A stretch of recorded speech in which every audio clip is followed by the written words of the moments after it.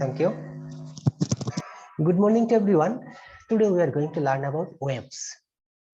And প্রথমে শিখবো যে আসলে ওয়েভটা কি, তারপরে কত রকমের ওয়েভ আছে। সেখান থেকে আমরা তিন রকমের ওয়েভ জানবো, মেকানিক্যাল ওয়েভ, তারপরে আছে কি electromagnetic wave and matter wave, এরকম করে তিন রকমের।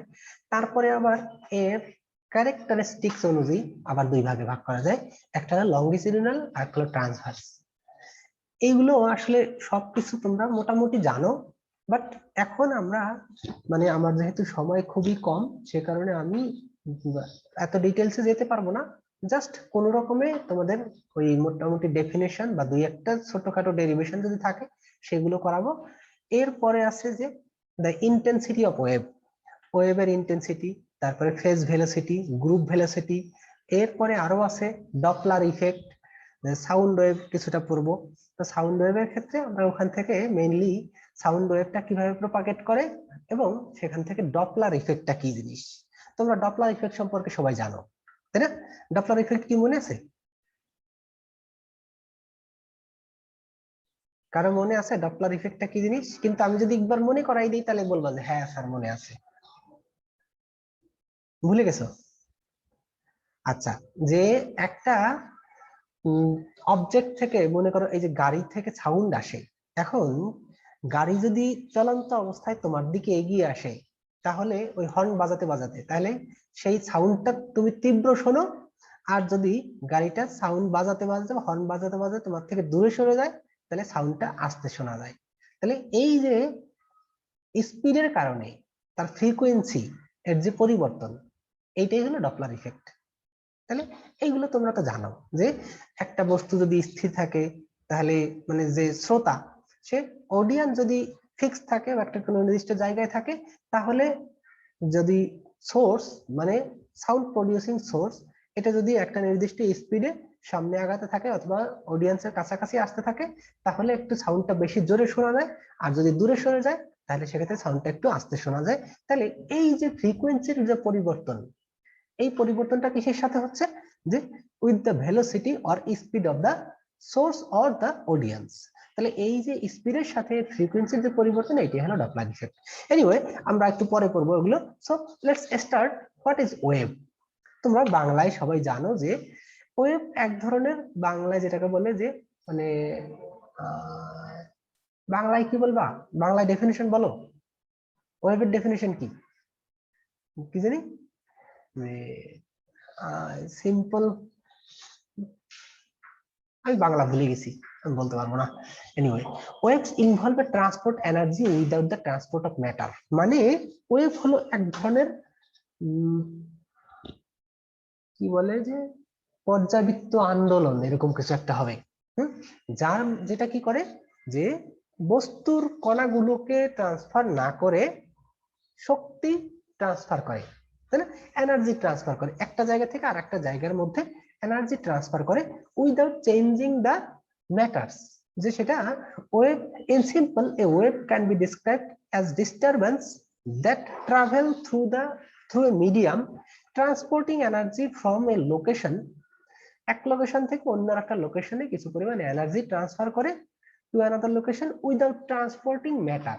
মানে তুমি একটা মাধ্যমের মধ্যে দিয়ে যখন কোনো একটা শব্দ তরঙ্গ অথবা যে কোনো একটা তরঙ্গ অথবা ওয়েভ যখন ট্রাভেল করবে, তখন কি হয় যে এর যখন শব্দের কথা বলি, শব্দ বললে কি হয়, এর সংকোচন প্রসারণের মাধ্যমে, মানে বায়ু মাধ্যম এর মাধ্যমে, বায়ু মাধ্যমের সংকোচন প্রসারণের মাধ্যমে এই শব্দটা এক জায়গা থেকে আরেক জায়গায় ট্রান্সফার হচ্ছে। তো সেক্ষেত্রে কি হচ্ছে, শুধু কম্প্রেশন এক্সপ্রেশন, কম্প্রেশন এক্সপ্রেশন এরকম করে শব্দটা, শব্দ কি এক ধরনের শক্তি। তাহলে এই যে শক্তিটা, এটা এনার্জিটাকে এক জায়গা থেকে আরেক জায়গায় ট্রান্সফার করছে, but it is not changing the substance or changing the matter. তাহলে এ মিডিয়াম ক্যান বি, মানে মিডিয়ামটা কি জিনিস, মানে যার মধ্যে দিয়ে কোনো একটা ওয়েভ প্রপাগেট করে, সেটা হতে পারে এই যে আমাদের বায়ু মাধ্যম হতে পারে, অথবা আরো কখনো কখনো শূন্য মাধ্যম হতে পারে, যার মধ্যে দিয়ে কোনো একটা ওয়েভ অথবা কোনো একটা তরঙ্গ এটা প্রপাগেট করে, মানে মুভ করে এক জায়গা থেকে আরেক জায়গায় হয়, ডিসপ্লেস হয়, অথবা ডিস্ট্রিবিউট হয়, তাহলে এই যে যে জায়গাটা অথবা যে জিনিস যার মধ্যে দিয়ে মিডিয়াম, হ্যাঁ, medium can be modeled by a series of particles connected by a spring. As one particle is displaced, এই যে একটা পার্টিকেল, এটা একটা ইসের, এটা একটা স্প্রিং, এটা একটা পার্টিকেল, একটা স্প্রিং একটা পার্টিকেল, স্প্রিং পার্টিকেল। তাহলে এই ক্ষেত্রে এই স্প্রিংটা যদি এই পার্টিকেলটাকে ধাক্কা দেয়, তাহলে কি হবে? এই পার্টিকেলটা সামান্য একটু জায়গা মুভ করে গিয়ে আবার এই স্প্রিংটাকে ধাক্কা দেবে, আবার এই স্প্রিংটা তখন আবার কি করবে? এই পার্টিকেলটা ধাক্কা দেবে। সো বাই দিস ওয়ে একটার পর একটা কি হবে? এই যে স্প্রিংটা যখন এই পার্টিকেলটা যখন এই স্প্রিংকে ধাক্কা দেবে, তখন এটা ধাক্কা দেবে, আর এটা যখন আবার ধাক্কা দেবে, তখন এই পার্টিকেলটা আবার জায়গা মতো ফিরে আসবে। সো আলটিমেটলি কি হচ্ছে? এই মিডিয়ামটা কিন্তু পরিবর্তন হচ্ছে না, শুধুমাত্র কি হচ্ছে? এই যে প্রথম স্টেপ থেকে এনার্জি একটা সময় পরে কি হয়ে যাবে? একদম লাস্ট পর্যন্ত পৌঁছে যাবে। So, a wave can be described as a disturbance that travels through a medium, transporting energy from one location, মানে সোর্স থেকে একটা জায়গা থেকে অন্য জায়গায় এনার্জি ট্রান্সপোর্ট করে, but not changing the matter. যে এই যে বস্তু বা মিডিয়াম এটাকে পরিবর্তন না করে, তাহলে সেক্ষেত্রে এই ওয়েভটা প্রপাগেট করে। তাহলে এখন কত ধরনের ওয়েভ হতে পারে? আমরা মোটামুটি জানি 3 ধরনের ওয়েভ। তবে সবচেয়ে বেশি ব্যবহৃত হয়, মানে সবচেয়ে বেশি আমরা ফ্যামিলিয়ার, ব্যবহৃত হোক না হোক, মোস্ট ফ্যামিলিয়ার যেটা, তাহলে মেকানিক্যাল ওয়েভস। তবে আরো 2 ধরনের ওয়েভস আছে, একটা হলো ইলেকট্রোম্যাগনেটিক ওয়েভ, আর একটা হলো ম্যাটার ওয়েভস। এই যে মেকানিক্যাল ওয়েভ যেটা বা যান্ত্রিক তরঙ্গ, তাহলে এই যে মেকানিক্যাল ওয়েভস, এইগুলো আমরা খুবই পরিচিত। The waves are most familiar because we encounter them almost constantly. Common examples include water waves, sound waves, seismic waves, বিভিন্ন ধরনের ওয়েভ যেগুলো আমরা খুবই পরিচিত।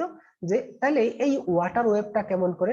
যে কোনো একটা জায়গায় তুমি উপর থেকে পানির উপরে কিছু একটা জিনিস ফেললা, তখন কি হবে? যে কন্টিনিউয়াসলি এই পানিটা কি করবে? চারদিকে ছড়িয়ে পড়বে, আপ এন্ড ডাউন এর মাধ্যমে চারদিকে ছড়িয়ে পড়বে। তাহলে এটা এক ধরনের ওয়েভ। আবার সাউন্ড ওয়েভ যেটা বললাম, কি সাউন্ড ওয়েভ নরমালি কি হয়? যে একটা এই যে মিডিয়াম আছে, সেই মিডিয়ামের মনে হয় আমি একটা ছবি দেখাতে পারবো।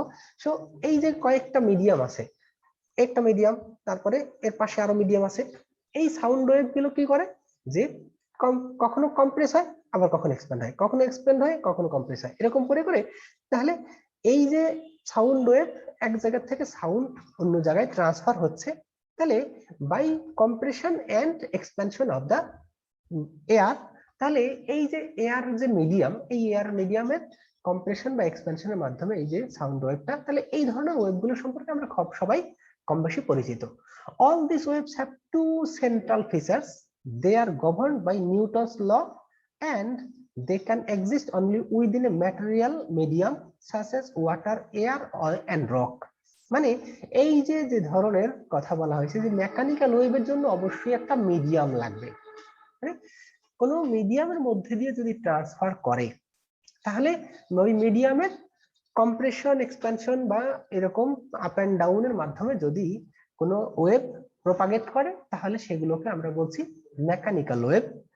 এরপরে ইলেকট্রোম্যাগনেটিক ওয়েভের কথা যদি বলি, ইলেকট্রোম্যাগনেটিক ওয়েভ প্রপাগেট করার জন্য কোনো মিডিয়াম দরকার নেই। যেমন সূর্য থেকে আলো আসে, তাই না? Light is a form of energy and also it comes like as a wave. তাহলে এই যে যে জিনিসটা আছে, এটা ট্রান্সপোর্ট করার জন্য this waves are less familiar but you use them constantly. Common examples include visible and ultraviolet light, মানে আমরা যে সূর্য থেকে যে আলোটা দেখতে পাচ্ছি আসছে, বা কোনো কিছু দেখার জন্য যে ভিজিবল লাইটটা, এইটা হলো, অথবা এই যে ultraviolet light, radio, television waves, microwaves, X-ray, radar waves, এরকম বিভিন্ন ধরনের ওয়েভ আছে যেগুলো আমরা কন্টিনিউয়াসলি ব্যবহার করি, বাট হয়তোবা মানে সবাই এগুলো সম্পর্কে জানে না, বা মানে অনেক কিছু জিনিস আছে, যেমন আমরা মোবাইল গুলো ব্যবহার করি, কিন্তু মোবাইলটা কিভাবে কাজ করে এটা অধিকাংশ মানুষই জানে না, তাই না? কারণ কি, এটা একটা হাই টেকনোলজি, কিন্তু আমরা টেকনোলজিটাকে ব্যবহার করতে জানি, কিন্তু টেকনোলজিটা কিভাবে কাজ করে সেটা আসলে সবাই জানি না। কারণ যারা এটা ডেভেলপ করছে অথবা যেগুলো এটা পড়ালেখা করছে এই বিষয়গুলো নিয়ে, তারা ভালো জানে যে কিভাবে সাউন্ডটা যায়, কিভাবে এক জায়গা থেকে আরেক জায়গায়, আবার আরো একটা সিস্টেম আছে যে এই যে আমি কথা বলছি, তাহলে আমার একটা ডিভাইস থেকে আমি নির্দিষ্ট একটা নাম্বারে কল দিলাম, ঠিক ওই রিসিভারই কেন কল রিসিভ করবে? দুনিয়াতে তো ওই একই রকমের ডিভাইস অথবা একই সিস্টেম, নাম্বার, মানে শুধু নাম্বার একটা ডিজিট চেঞ্জ হয়ে গেলে অন্য আরেকজনের কাছে পৌঁছে যায়, সেটা কিভাবে? তাহলে এরকম যে একটা মানে সুন্দর টেকনোলজি আছে, সেটা কিভাবে তৈরি করা গেছে সেগুলো আসলে আমরা যারা নর্মালি এগুলো নিয়ে কাজ করি না তারা আমরা ভালো করে জানি না, বাট কন্টিনিউয়াসলি ব্যবহার করি।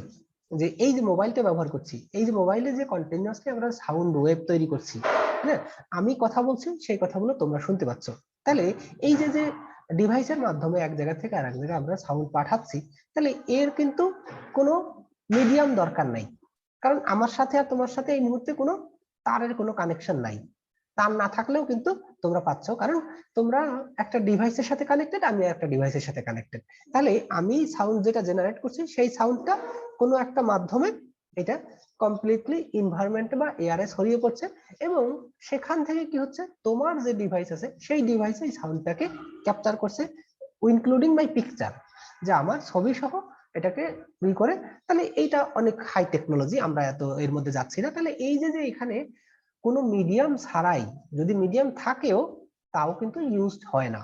যেমন সূর্যের আলো থেকে বললাম যে সূর্যের আলো থেকে মানে সূর্য থেকে যখন লাইট আসে, তখন আমাদের এগুলো যখন আকাশে বিমান ওড়ে, তো সেই ক্ষেত্রে বিমানের ক্ষেত্রে কি হয়, বিমানটা কিন্তু এই যে পৃথিবী থেকে আরো অনেকটা উপর দিয়ে মুভ করে বা যাতায়াত করে, তাহলে সেটা প্রায় 10 কিলোমিটার মতো, 10 কিলোমিটার, কখনো কখনো 8 কিলোমিটার এরকম উচ্চতা দিয়ে চলাচল করে। তাহলে সেক্ষেত্রে আমাদের এই আর্থ সারফেসেই এতটা উত্তপ্ত ফিল করি, তাহলে আরো 10 কিলোমিটার উপরে উঠলে তাপমাত্রা আরো বেড়ে যাওয়ার কথা, কিন্তু না।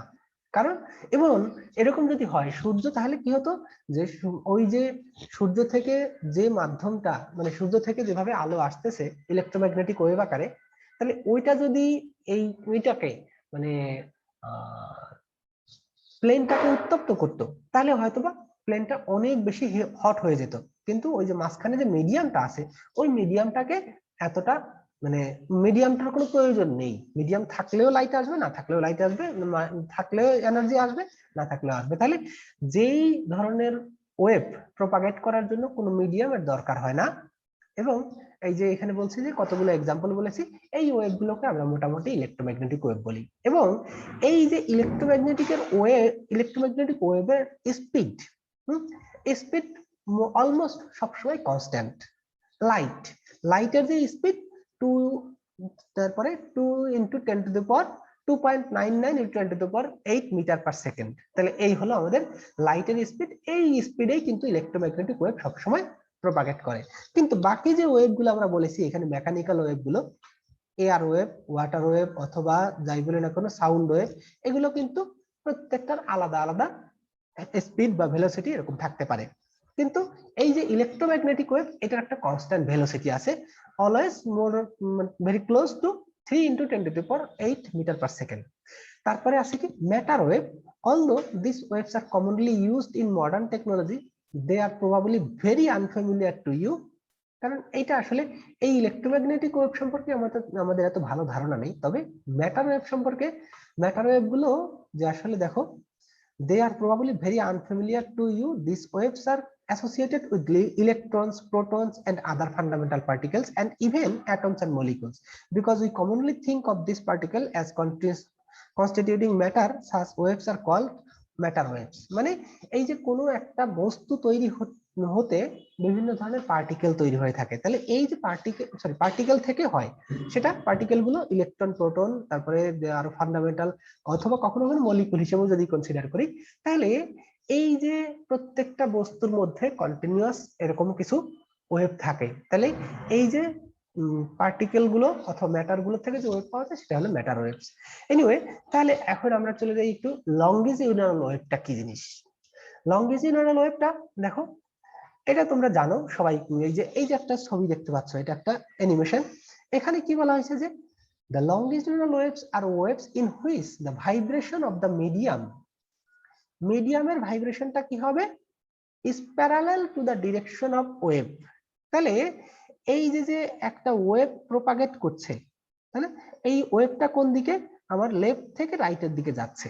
তাহলে এই যদি হয় তাহলে লেফট থেকে রাইটের দিকে যাচ্ছে, তাহলে এই যে এটা the vibration waves are which in which the vibration of the medium is parallel to the direction the wave travels। তাহলে ওয়েভটা যেদিকে যাচ্ছে তার ভাইব্রেশনটা যদি একই ডিরেকশনে থাকে, তার মানে প্যারালাল থাকে, তাহলে সেটাকে বলা হবে লংগিটিউডিনাল ওয়েভ।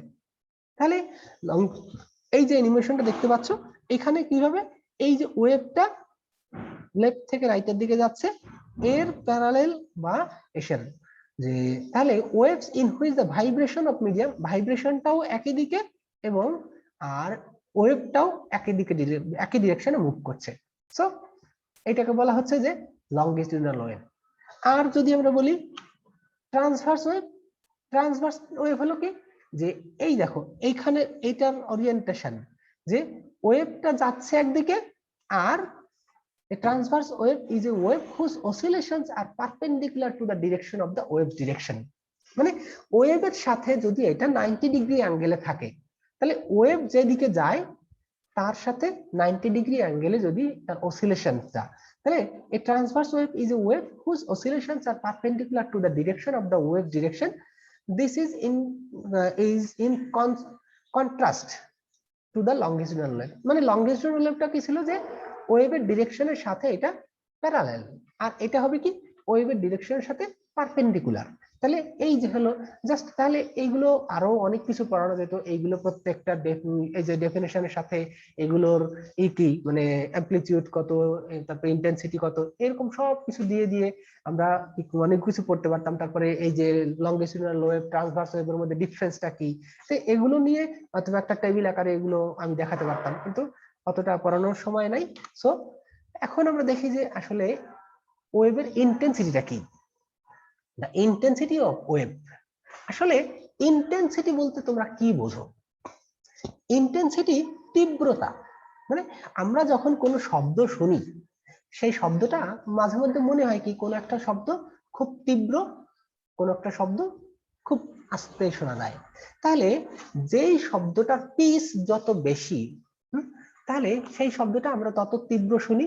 তাহলে এই যে ওয়েভের ইন্টেন্সিটিটাও ঠিক একই রকম জিনিস, যে the amount of energy transfer per second, এক সেকেন্ডে কত বেশি পরিমাণ এনার্জি ট্রান্সফার হয়, কোথায়?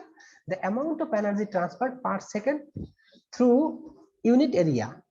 তাহলে একটা নির্দিষ্ট এরিয়ার মধ্যে দিয়ে, যে একক এরিয়া, তাহলে একটা নির্দিষ্ট এরিয়ার মধ্যে দিয়ে প্রতি সেকেন্ডে কি পরিমাণ এনার্জি ট্রান্সফার হয়, the amount of energy transfer per second.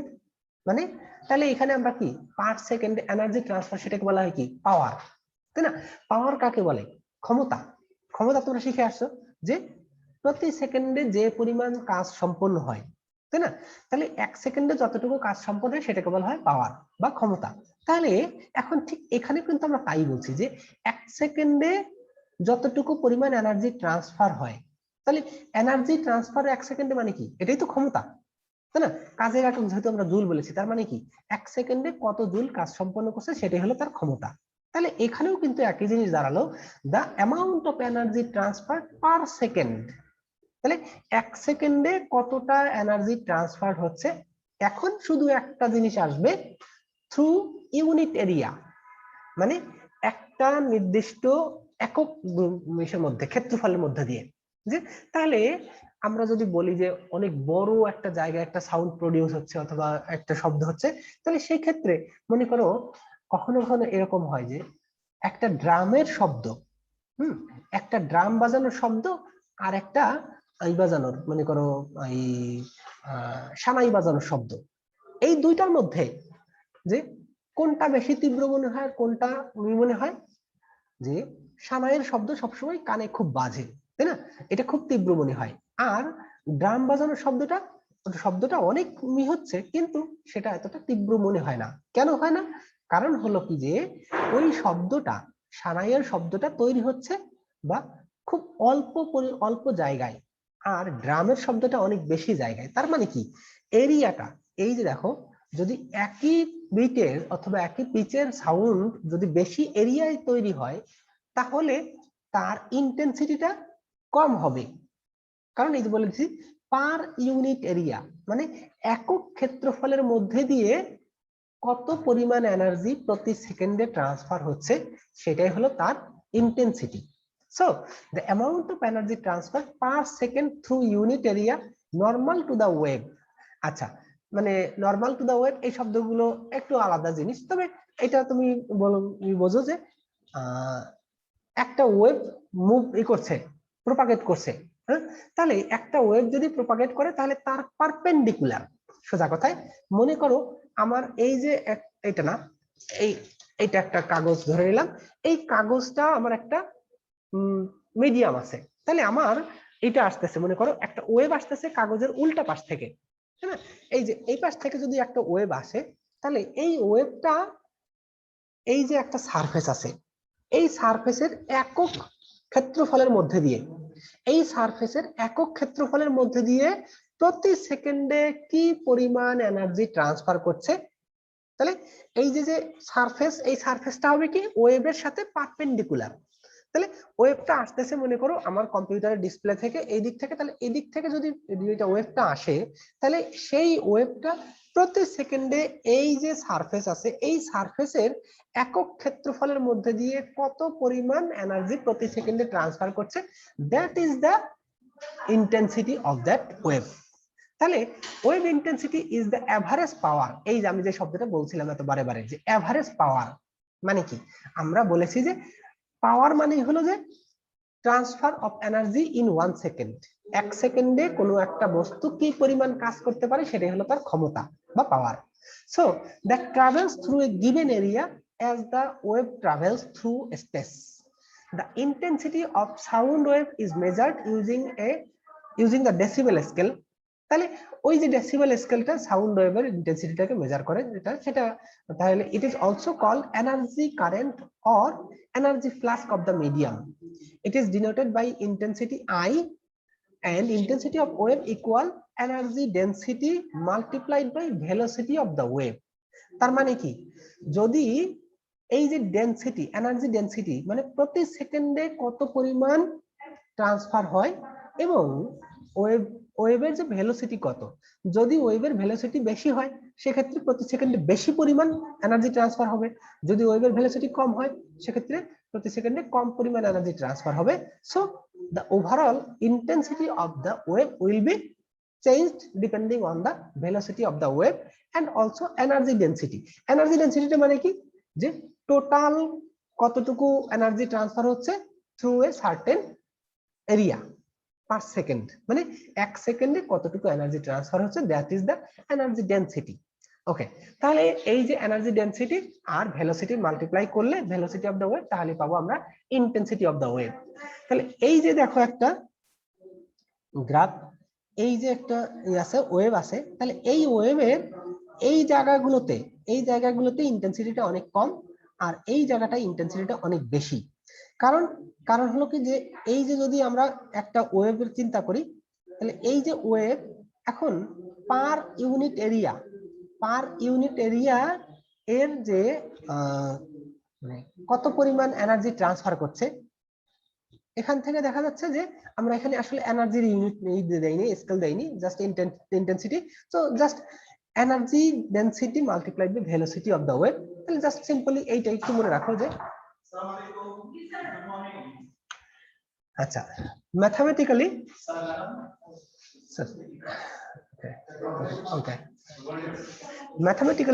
it can be shown that the intensity I equal 2 rho pi square a square n square v।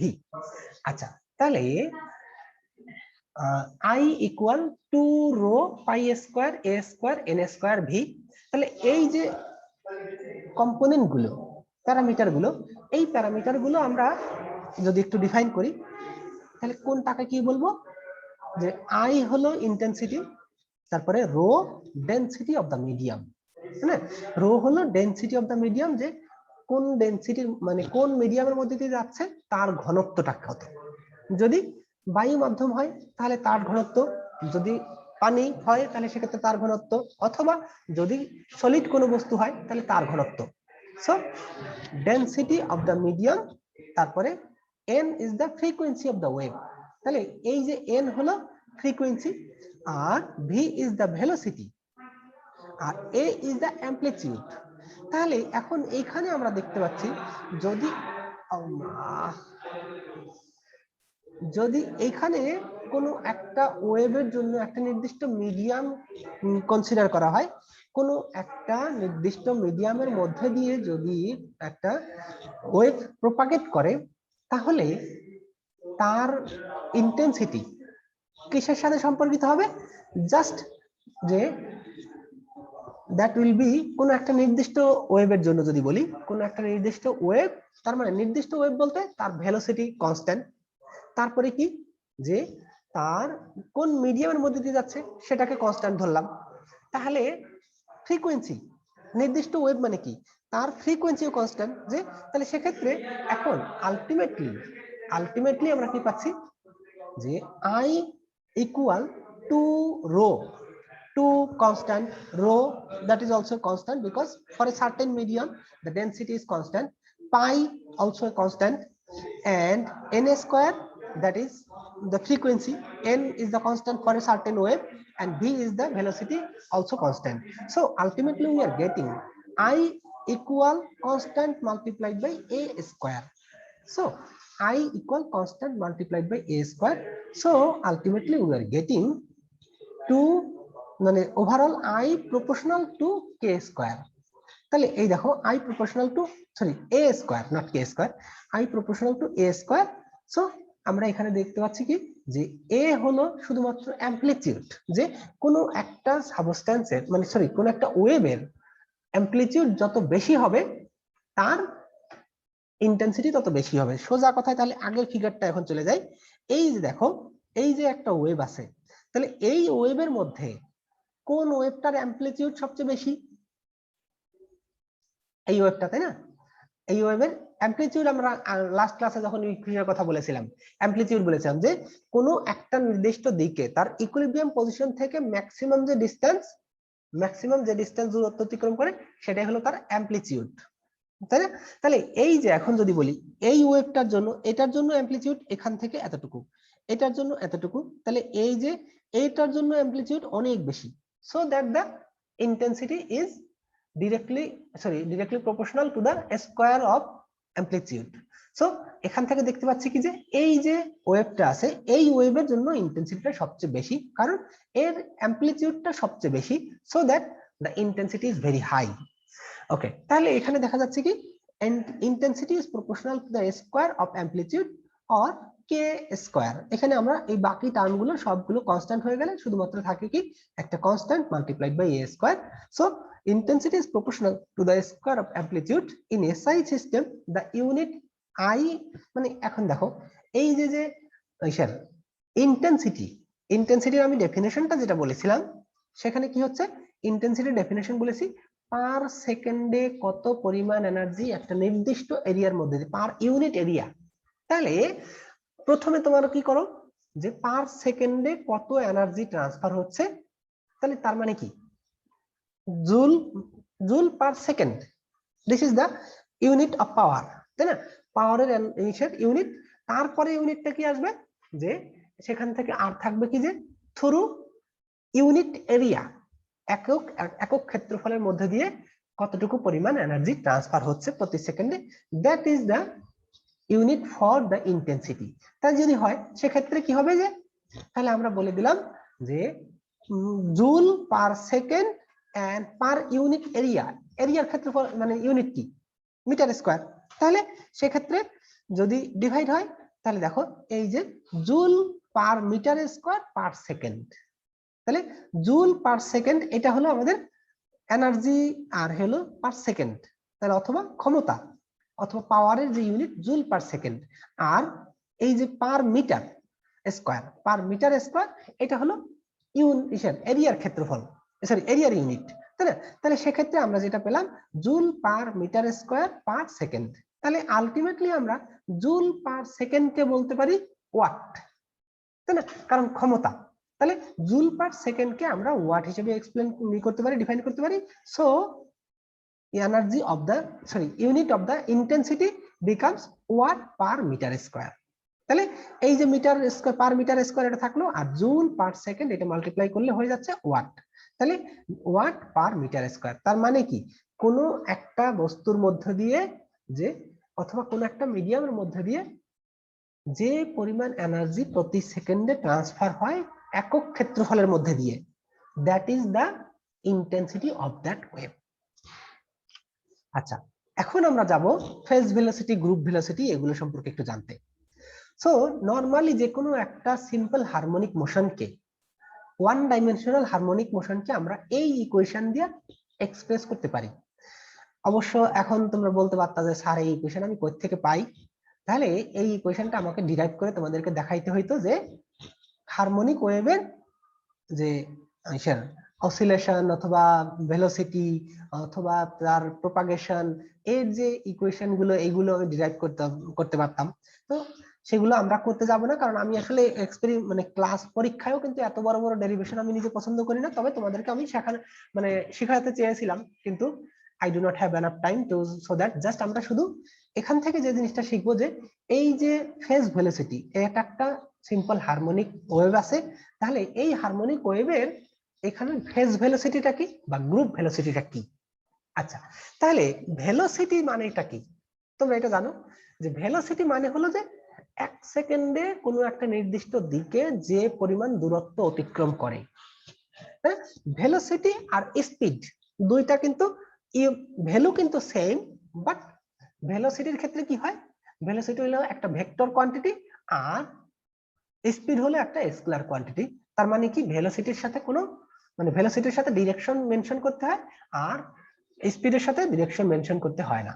ওকে, তার মানে কি এক সেকেন্ডে যে কোনো দিকে যদি দূরত্ব যে দূরত্ব অতিক্রম করে সেটা হলো আমাদের স্পিড, আর ভেলোসিটি হলো একটা সার্টেন ডিরেকশন, মানে ডিরেকশনটা যদি মেনশন করে দেওয়া হয়, তাহলে পার সেকেন্ডে কোনো একটা বস্তু যে পরিমাণ দূরত্ব অতিক্রম করে সেটাকে আমরা বলছি ভেলোসিটি। তাহলে এখন ফেজ ভেলোসিটিটা কি জিনিস, তাহলে ফেজ ভেলোসিটিও কিন্তু আমাদের ওই পার সেকেন্ডের সাথে একটা কিছু সম্পর্ক আছে। তাহলে সেই জিনিসটা একটু দেখি যে a one dimensional harmonic wave is described by the equation. এই ইকুয়েশনের মাধ্যমে আমরা ওয়ান ডাইমেনশনাল ওয়েভের প্রপাগেশনটা at xt, হ্যাঁ xt এটা একটা ফাংশন। তাহলে where a naught is the wave amplitude, মানে এই যে এখান থেকে এই যে মানে ইকুইলিব্রিয়াম পজিশন থেকে যে কোনো একদিকে যে দূরত্ব সেটা হলো অ্যামপ্লিটিউড। তাহলে a naught is the wave amplitude, maximum amplitude যদি বলি। তারপরে omega is the circular frequency, যে সার্কুলার ফ্রিকোয়েন্সি এই যে ওয়েভের, এই ওয়েভটার সার্কুলার ফ্রিকোয়েন্সিটা কত সেটা হলো ওমেগা। তাহলে K is the wave number, wave number মানে হলো যে পার সেকেন্ডে ওই যে ফ্রিকোয়েন্সির ইনভার্স, যে ফ্রিকোয়েন্সির ইনভার্স যেটা সেটাকে বলা হয় তাহলে wave number. And psi is an initial constant phase, is an initial constant phase। তাহলে এই যে যদি এগুলো প্যারামিটার গুলো আমরা এভাবে ডিফাইন করলাম, the argument for the sin function, sin ফাংশনের জন্য তাহলে লেখা যায় qxt equal omega t minus kx plus psi is called the phase। তাহলে একটা ফেজ কে ডিফাইন করার জন্য যে এই যে ইকুয়েশন বা এই যে হারমোনিক মোশন এর ফেজটাকে আমরা এই ইকুয়েশন দিয়ে ডিফাইন করতে পারি। Sometimes the wave number is referred to as the special frequency or propagation constant। আচ্ছা, এখন আমরা যেটা দেখতে যাচ্ছি যে ফেজ ভেলোসিটিটা কি জিনিস। ফেজ ভেলোসিটিটা হলো দেখো এই যে একটা term omega by K, omega by K or DX by DT, তো এই টার্মটা কোত্থেকে আসলো সেটা আমরা দেখি। This is a monochromatic wave. আসলে মনোক্রোমেটিক ওয়েভ বলতে সারা পৃথিবীতে কোনো কিছু পাওয়া যায় না, কারণ দুনিয়ার যত ইনস্ট্রুমেন্ট আছে না কেন তারা কম বেশি মনোক্রোমেটিক শব্দের অর্থ বলতে পারো। মনোক্রোমেটিক কি জিনিস, মনোক্রোমেটিক ওয়েভ কারো জানা আছে? জানা না থাকলে বলো যে স্যার জানি না। মনোক্রোমেটিক, জানি না। আচ্ছা মনোক্রোমেটিক মানে হলো শুধুমাত্র একটা ফ্রিকোয়েন্সি থাকবে, একটা ফ্রিকোয়েন্সি। এই যে এখানে ব্র্যাকেটের মধ্যে লেখা আছে দেখো, মনোক্রোমেটিক ওয়েভ। তাহলে মনোক্রোমেটিক ওয়েভ জানা বলে যদি আমি বলি মনোক্রোমেটিক লাইট, মনোক্রোমেটিক লাইট বলতে যদি বলি এই যে যে সানলাইট, হ্যাঁ, সূর্য থেকে আমাদের, আচ্ছা মনোক্রোমেটিক লাইট আমার কাছে একটা আছে, কিন্তু তোমরা সেই লাইটটা দেখতে পাবা কিনা, এই আমি আজকে নিয়ে আসছি। আচ্ছা, সূর্যের আলো থেকে যে লাইটটা আমরা পাই, এই লাইটটা কিন্তু কমপ্লেক্স লাইট বা কম্বিনেশন অফ মেনি লাইটস। তো এখন এই সূর্যের আলো থেকে আমরা অনেক ধরনের আলো পেতে পারি, বিভিন্ন, এর হাজার হাজার তরঙ্গ দৈর্ঘ্য আছে। তাহলে একটা নির্দিষ্ট তরঙ্গ দৈর্ঘ্য বিশিষ্ট যদি কোনো লাইট থাকে, তাহলে সেটাকে বলবো আমরা মনোক্রোমেটিক লাইট। তাহলে আমরা যে আকাশে রংধনু দেখি, সেই রংধনু দেখি কারণ ওইখানে ওই সূর্যের আলো কি হয়, সূর্যের আলো ওই বৃষ্টির মধ্যে, বৃষ্টির কণার মধ্যে যখন পড়ে তখন কি হয়, বৃষ্টির কণা একটা প্রিজম হিসেবে কাজ করে এবং এই যে সূর্যের আলোটা 7টা রঙে বিভক্ত হয়ে যায় ডিফ্র্যাকশনের মাধ্যমে, তাই না? এই ডিফ্র্যাকশনের কারণে প্রত্যেকটা আলাদা আলাদা আলো পাশাপাশি হয়, বিন্যস্ত হয় এবং তখন সেটাকে দেখলে আমরা রংধনু হিসেবে দেখি। সো এই যে একটা দেখতে পাচ্ছ একটা লেজার, এটাকে পয়েন্টার। তাহলে এই যে যে কালারটা এটা দেখতে পাচ্ছ, তাহলে এই কালারটাই হলো, এটা একটা মনোক্রোমেটিক লাইট, যে একটা মাত্র নির্দিষ্ট, বাট তারপরেও সাইডে ইন্টেন্সিটি কম বেশি আছে, মাঝখানে মনে হয় অনেক বেশি তীব্র। তো সেই ক্ষেত্রে এই যে যে লাইটটা, এটা মোটামুটি ধরা হয় যে একই তরঙ্গ দৈর্ঘ্য, একটা মাত্র তরঙ্গ দৈর্ঘ্য আছে। সো সেই ক্ষেত্রে আমরা এটাকে মনোক্রোমেটিক লাইট অথবা মনোক্রোমেটিক ওয়েভ বলতে পারি। বোঝা গেল যে তাহলে দুনিয়াতে আসলে কিন্তু অধিকাংশ অধিকাংশ যন্ত্র যাই বলি না কেন, এর কোনোটার থেকেই কিন্তু এই মনোক্রোমেটিক ওয়েভ পাওয়া যায় না। তারপরে আমরা একটু ইমাজিনারি, এই যে যে লাইটটা নিয়েছি, এই লাইটটাও কিন্তু মোটামুটি প্রায় যদি তরঙ্গ দৈর্ঘ্য বলা হয় 15 বা 20 তরঙ্গ দৈর্ঘ্য, 15 থেকে 20 তরঙ্গ দৈর্ঘ্য এটা আছে এর ভিতরে, কিন্তু মানে খুব ক্লোজ, সেগুলো কাছাকাছি। যেমন আমরা এই যে যে এই কালারটা আমরা দেখতে পাচ্ছি, তার মানে কি এটা একটা ভিজিবল, তাহলে ভিজিবল রে। সো এই যে যে ভিজিবল রে আমরা বা ভিজিবল আলোক রশ্মি যে আছে, এই আলোক রশ্মির মধ্যে থেকে কিন্তু আমরা যে তাহলে কি লাল আলো, লাল আলোর তরঙ্গ দৈর্ঘ্য কত, প্রায় 25 বা 30 ওয়েভ নাম্বার, মানে সরি ন্যানোমিটার করে এই রেঞ্জ।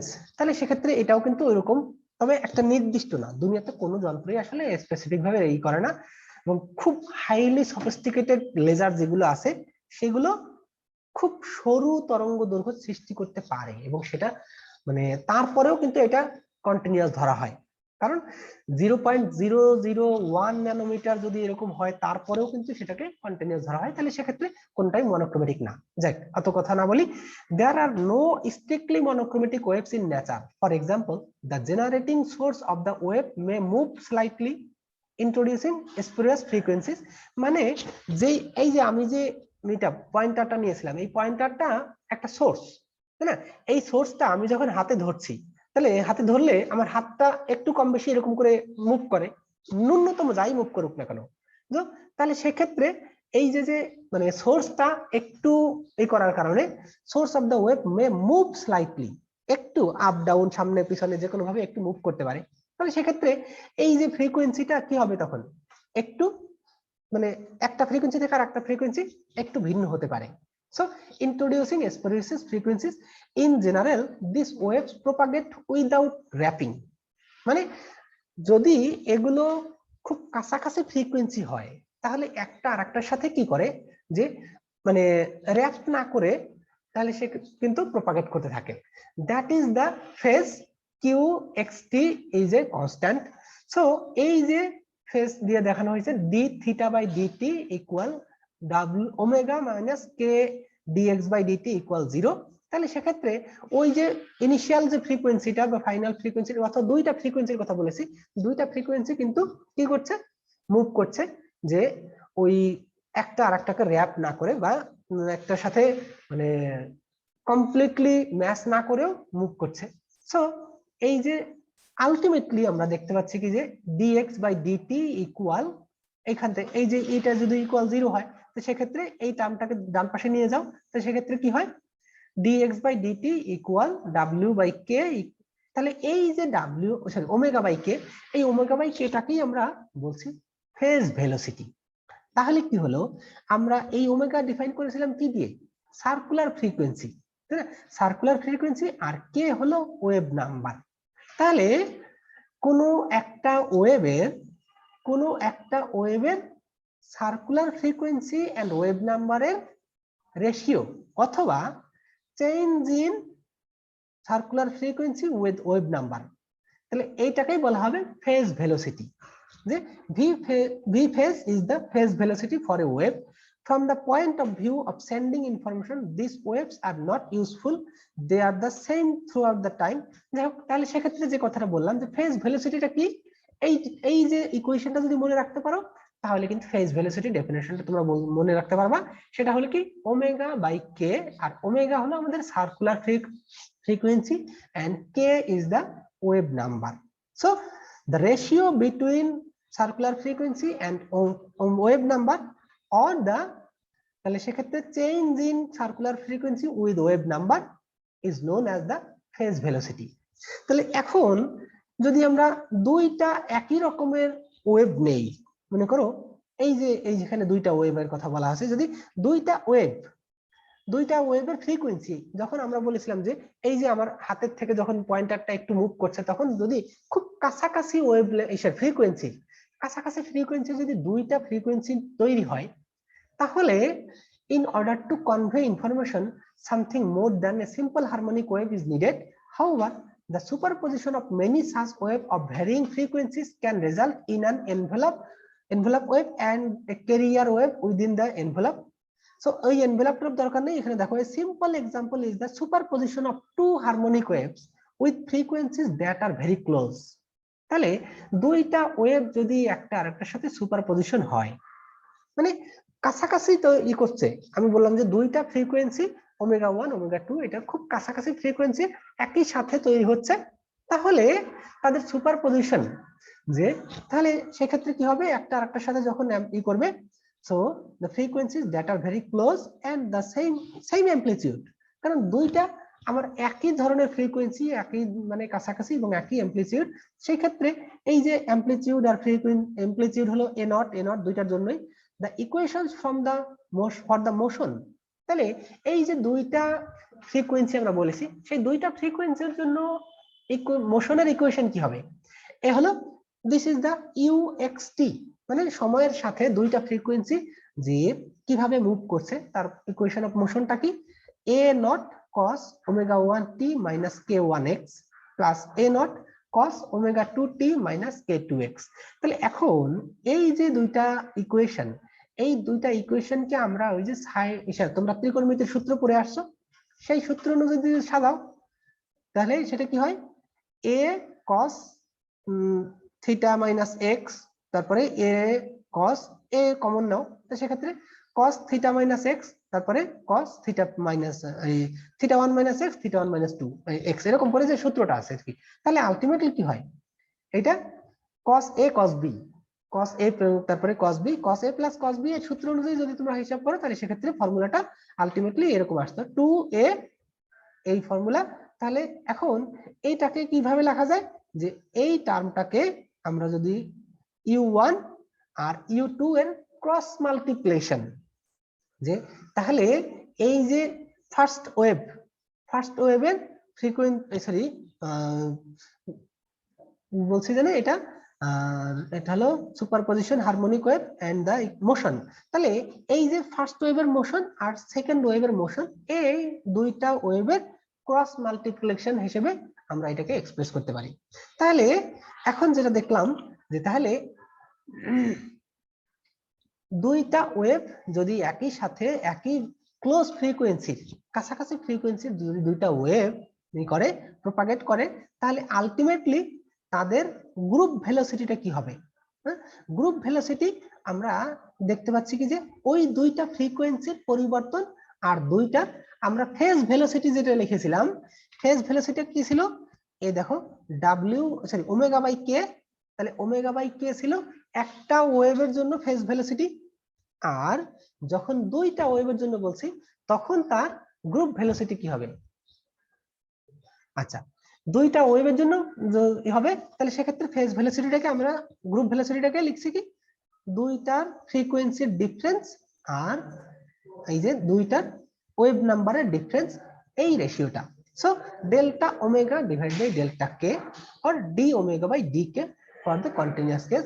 যদি এই যে delta omega by delta K, এইটাই হলো আমাদের গ্রুপ ভেলোসিটি। সো যদি একই সাথে দুইটা ওয়েভ হয়, তাহলে সেই দুইটা ওয়েভের ভেলোসিটিটা কত হবে, সেটাই হলো আমাদের গ্রুপ ভেলোসিটি। সো দুইটা ওয়েভের ভেলোসিটি বের করতে গেলে, সরি মানে ওয়েভ ভেলোসিটি বের করতে গেলে আমাদের ফেজ ভেলোসিটি যেভাবে বের করছি এক্স্যাক্টলি একই জিনিস, কিন্তু যেহেতু এখানে দুইটা ওয়েভ আছে তার কারণে এই দুইটা ওয়েভের সার্কুলার ফ্রিকোয়েন্সি ডিফারেন্স আর দুইটা ওয়েভের যে এই জিনিসের পার্থক্যটা মানে ওয়েভ নাম্বারের ডিফারেন্স, তাহলে সেক্ষেত্রে এই রেশিওটাকে আমরা বলছি তখন ফেজ গ্রুপ ভেলোসিটি। আচ্ছা, এখন গ্রুপ ভেলোসিটি আর ফেজ ভেলোসিটির মধ্যে রিলেশনটা কি? Phase and group velocity are related through Rayleigh's formula. একটা ফর্মুলা আছে, এই ফর্মুলার মাধ্যমে আমরা গ্রুপ ভেলোসিটি আর ফেজ ভেলোসিটি সম্পর্কে মধ্যে রিলেশনটা দেখাতে পারি। Group velocity equal phase velocity multiplied by 1 minus omega divide by V phase মানে ফেজ ভেলোসিটি, আর ডি ভি ফেজ মানে ফেজ ভেলোসিটির পরিবর্তন, আর ডি ওমেগা এর -1 পাওয়ার হলো -1।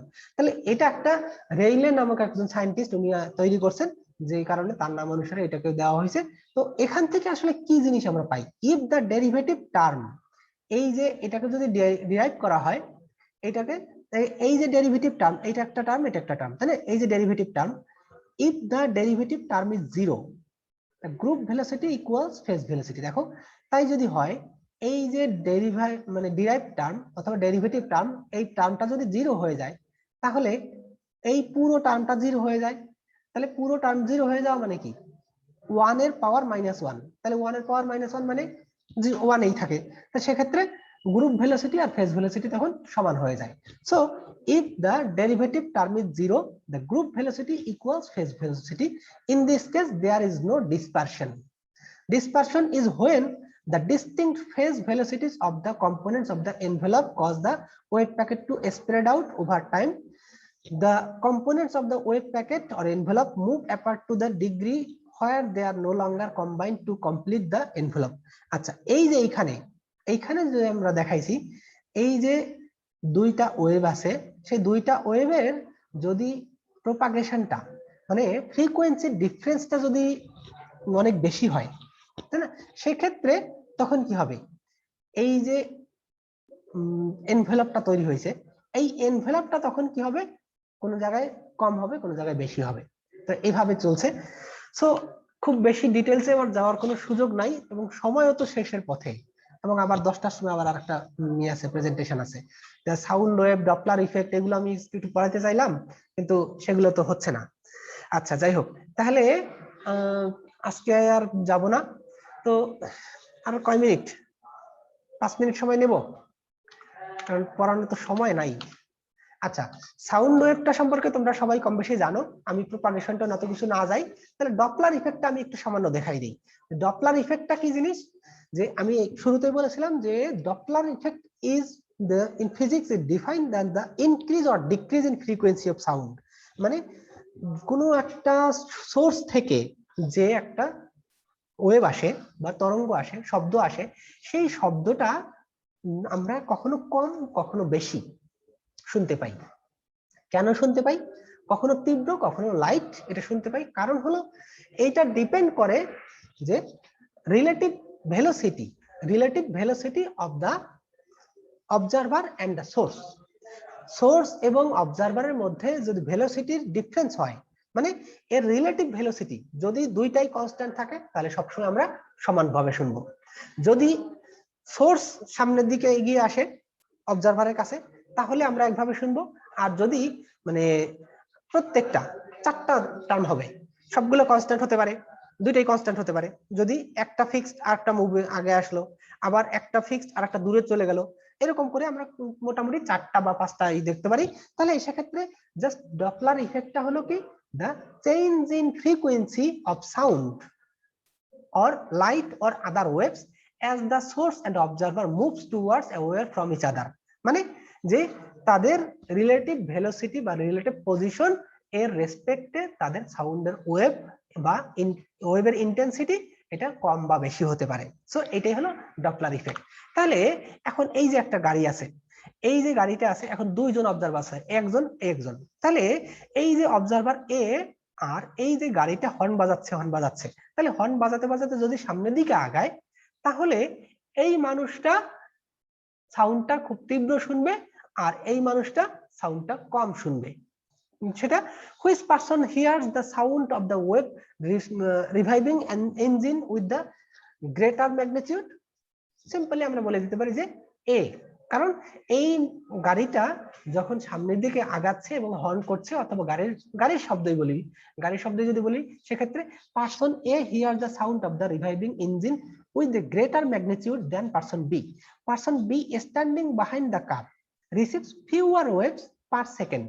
তাহলে এই লোকটা প্রতি সেকেন্ডে, দেখো এই যে একটা ফ্রিকোয়েন্সিটা যেভাবে দেখানো হচ্ছে, এই দিকে কিন্তু দেখো এইটার মধ্যে গ্যাপ, এই দুইটা ফ্রিকোয়েন্সি, এই যে এখানে অনেকগুলো 4টা ফ্রিকোয়েন্সি আছে, এই 4টা ফ্রিকোয়েন্সির মাঝে গ্যাপ কিন্তু অনেকটা কম, আর এইখানে 4টা ফ্রিকোয়েন্সির মাঝের গ্যাপ অনেক বেশি। যেমন এখান থেকে এটার দূরত্ব, এখান থেকে এটার দূরত্ব, এখান থেকে এটার দূরত্ব, প্রত্যেকটার দূরত্ব এইটা পিছনেরটার জন্য অনেক বেশি আর এটার জন্য অনেক কম। সো আমরা এটা দেখতে পাচ্ছি কি যে person A hear the sound of the reviving engine with greater magnitude then person B. তাহলে পারসন বি পিছনে আছে receives fewer wave per second, তাহলে resulting in a low pitch sound. সেক্ষেত্রে এই লোকটা আস্তে শব্দ শুনতে পাবে আর এই লোকটা জোরে শব্দ শুনতে পাবে। ওকে, তাহলে ডপলার ইফেক্টের ফর্মুলাটা কি? Doppler effect is the apparent change in the frequency, মানে কতটুকু ফ্রিকোয়েন্সি, এই যে এইখানে দুইজন মানুষ যদি জায়গায় দাঁড়িয়ে থাকতো এবং এই সোর্সটা যদি একই জায়গায় দাঁড়িয়ে থাকতো, তাহলে সেক্ষেত্রে দুইজনে একইভাবে ফ্রিকোয়েন্সি শুনতে পেত। তখন এই যে ফ্রিকোয়েন্সির মাঝের যে অ্যাপারেন্ট বা বাস্তবিক যে দূরত্ব, এই চেঞ্জটা, ডিফারেন্সটা কিন্তু সমান হতো না। হ্যাঁ, সরি, দুইটার ক্ষেত্রে যদি দুইটা ফিক্স থাকতো সেক্ষেত্রে সমান হতো, কিন্তু যেহেতু এটা মুভ করছে কোনো একদিকে, সেই কারণে কি হবে, এর রিসিভ, সেক্ষেত্রে দুইজনের ফ্রিকোয়েন্সি শোনার মধ্যে পার্থক্য হবে। শুধু ডিফারেন্স যদি হয়, তাহলে সেই ডিফারেন্সটা কিভাবে আমি বের করব? Doppler effect is the apparent change in frequency of the waves due to the relative motion between the source of the sound and the observer।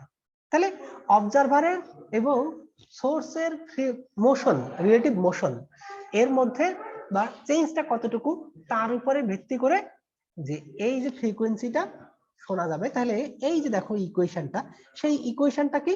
So we can deduce the apparent frequency in the Doppler effect using the following equation. এই ইকুয়েশনের মাধ্যমে আমরা Doppler ইফেক্টটাকে কি করতে পারি। এই হলো দেখো কোনটা অবজার্ভ ফ্রিকোয়েন্সি। আমরা যে কোনো একজন শ্রোতা একটা মুভিং অবজেক্ট অথবা মুভিং সোর্সের কারণে সে কতটুকু ফ্রিকোয়েন্সি শুনতে পাবে, that is equal to the v plus v naught divided by v plus minus VS. তাহলে এই যে এখানে কোনটা কি আছে সেটাকে আমরা একটু ডিফাইন করি। এই এফ, এই যে ফার্স্ট একটা, এটা হলো observe frequency. F actual frequency, মানে এই যে গাড়িটা যে ফ্রিকোয়েন্সিতে সাউন্ড প্রডিউস করছে সেটা তার ফ্রিকোয়েন্সি হলো এফ। তাহলে এটা হলো এই এফ, আর velocity of the sound waves, তাহলে এই যে গাড়িটা শব্দ তৈরি করছে সেই শব্দের ভেলোসিটিটা কত, নরমালি আমরা জানি 332 মিটার পার সেকেন্ড। তাহলে সেই সাউন্ডের ওয়েভ, মানে এয়ারে যদি স্পিডের কথা বলি, সাউন্ডের স্পিড তাহলে 332 মিটার পার সেকেন্ড, তাহলে সেটা মোটামুটি ফিক্সই থাকে। তাহলে এটা হলো দ্য ভেলোসিটি অফ সাউন্ড। আর V not is the velocity of the observer, মানে অবজারভারের ভেলোসিটি যদি ভি নট হয়, আর VS is the velocity of the source. তাহলে সোর্সের ভেলোসিটি, অবজারভারের ভেলোসিটি, আর তাহলে আমরা যদি দুইটা জিনিস একই সাথে, অবজারভার এবং সোর্স, এই দুইটার ভেলোসিটি যদি জিরো হয়, একটা জায়গায় দাঁড়িয়ে থাকে, তাহলে সেক্ষেত্রে কি হবে, ভি বাই ভি। তাহলে কি হবে, এই যে ফ্রিকোয়েন্সি, অবজার্ভ ফ্রিকোয়েন্সি যেটা, সেটা এক্স্যাক্টলি শুধু এফ হবে, মানে যেই শব্দটা গাড়িটা তৈরি করছে ঠিক ততটুকু শব্দ শুনতে পাবে। এখন যদি এই যে ভি নট এর ভ্যালু যদি একটা পজিটিভ ভ্যালু হয়, তাহলে সেক্ষেত্রে আমরা এইটুকু দেখি source moving toward the observe. তাহলে সেক্ষেত্রে source moving toward the observer at rest, মানে অবজারভার দাঁড়িয়ে আছে। তার মানে কি এই ইকুয়েশনে অবজারভারের এই যে velocity of the observer, observer এখানে ফিক্স, তার মানে কি ভেলোসিটি সরি অবজারভারের speed 0, so V divide by V, এখানে কি আসবে V divide by V minus VS. তাহলে সেক্ষেত্রে কি এখন এখান থেকে এইভাবে লিখতে পারি কি, যদি অবজারভার একটা জায়গায় ফিক্স হয়ে থাকে তাহলে সেক্ষেত্রে যে ভেলোসিটিতে হ্যাঁ যেতে তো হবে। আচ্ছা, তাহলে এই যে ভেলোসিটি আছে, তাহলে এই মানে অবজারভারের দিকে যদি সোর্সটা এগিয়ে আসে, যে ভেলোসিটিতে এগিয়ে আসছে, তাহলে এখন দেখো ভি ডিভাইডেড বাই এর যদি মিনিমাম একটা ভ্যালু থাকে, গাড়ির যদি ন্যূনতম একটা স্পিড থাকে, তাহলে সেক্ষেত্রে v minus v naught sorry v s, তাহলে এই নাম্বারটা কি ছোট একটা নাম্বার হবে, তাই না? এই নাম্বারটা যদি ছোট একটা নাম্বার হয়, আর হলো 332, এটা যদি 332 হয়, এটা মনে করো 320 বা 300, তাহলে 332 কে 300 দিয়ে ডিভাইড করলে একটা 1 এর থেকে বড় একটা নাম্বার পাওয়া যাবে, তাই না? 1 এর থেকে যদি বড় একটা নাম্বার পাওয়া যায়, তাহলে কি হবে, এফ নট বা observe frequency will be 1.2 multiplied by f, মানে আমি এরকম করে বললাম, তার মানে কি একের থেকে বেশি হবে এই ফ্রিকোয়েন্সিটা, তার মানে কি এই যে ফ্রিকোয়েন্সির যা ভ্যালু ছিল তার থেকে আমরা বেশি জোরের সাউন্ডটা শুনতে পাবো। উল্টা ভাবে যদি এই যে সোর্সটা যদি উল্টা দিকে চলে যায়, তার মানে কি এই ভেলোসিটির ডিরেকশনটা তখন পজিটিভ হয়ে যাবে, তাই না? উল্টা দিকে যদি চলে যায় তখন সেটা পজিটিভ হয়ে যাবে, তাহলে পজিটিভ যদি হয় সেক্ষেত্রে কি হবে, এই যে সোর্স, তাহলে এই যে একটা ভ্যালুটা তখন একটা বড় ভ্যালু হবে, তাই না? V divide v plus v naught v s, তাহলে এইটার সাম আপটা তখন বড় একটা ভ্যালু হবে। তাই যদি হয় সেক্ষেত্রে বড় ভ্যালু হলে ভি ডিভাইড বাই ভি, এই যে নিচের টার্মটা এটাকে ডিভাইড করলে মনে করো 0.9, এটাকে 1 বাই এটাকে ভাই ই করলে 1 বাই 1.2 এরকম কিছু একটা নাম্বার যদি করা হয়, ডিভাইড করা হয়, তাহলে ধরে 0.9, তার মানে কি এই যে ফ্রিকোয়েন্সিটা অবজার্ভ ফ্রিকোয়েন্সিটা তখন এই ফ্রিকোয়েন্সির 9 ভাগের 10 ভাগের 9 ভাগ হবে, তার মানে কমে যাবে। সো যদি এই যে সোর্সটা দূরে সরে যায় তাহলে সেক্ষেত্রে আমরা কম ফ্রিকোয়েন্সি শুনবো, আর যদি সোর্সটা কাছে চলে আসে তাহলে আমরা বেশি ফ্রিকোয়েন্সি শুনবো। ঠিক একইভাবে যদি আমরা অবজারভারের স্পিডের কথা বলি, অবজারভারের স্পিড, অবজারভার যদি তার ইসের দিকে সোর্সের দিকে এগিয়ে আসে, তার মানে কি এই যে ভেলোসিটিটা, তাহলে এই ভেলোসিটিটা যদি কোনো একটা ভ্যালু থাকে, তার মানে কি 332 প্লাস সামথিং ভ্যালু, সো 332 এর সাথে যদি সাম আপ করা হয় তাহলে কি বড় একটা নাম্বারকে ছোট একটা নাম্বার দিয়ে মাল্টিপ্লাই করলে আমরা বড় একটা এই পাবো, 1.1 এর থেকে বড় একটা ভ্যালু পাবো। So observe frequency will be more than this. So এই যদি হয় সেক্ষেত্রে আমরা কি বলতে পারবো, এফ তখন এটার থেকে এইটা বড় ভ্যালু হবে, সো এই ফ্রিকোয়েন্সিটা তখন আমরা যা পাচ্ছি এই অবজার্ভ ফ্রিকোয়েন্সি বেশি হবে। একইভাবে যদি এই যে অবজারভার দূরে সরে যায়, অবজারভার দূরে সরে যায় তখন কি এই সাইনটা নেগেটিভ হবে, তাহলে ভি মাইনাস ভি নট তখন ছোট একটা ভ্যালু হবে ডিভাইড বাই একটা বড় নাম্বার, তাহলে সেক্ষেত্রে এটাও একটা ছোট একটা নাম্বার হবে আলটিমেটলি।